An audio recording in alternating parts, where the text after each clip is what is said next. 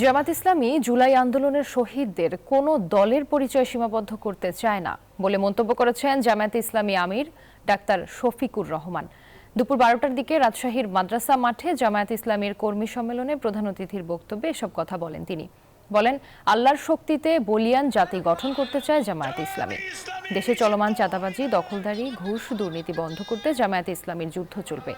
জামায়াত আমির বলেন, আওয়ামী লীগ 15 বছরে জামায়াতের নেতাকর্মীদের নির্বিচারে হত্যা করেছে, খুন, গুম, জুলুম, নির্যাতনের তাণ্ডব চালিয়েছে। সেই অবস্থা আর ফিরে আসতে দেয়া হবে না।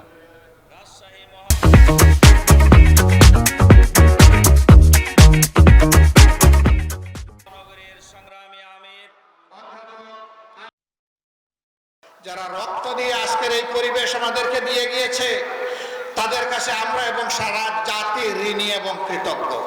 তাদেরকে কোনো দলীয় পরিচয়ে আমরা সংকীর্ণ পরিসরে নামাতে চাই না।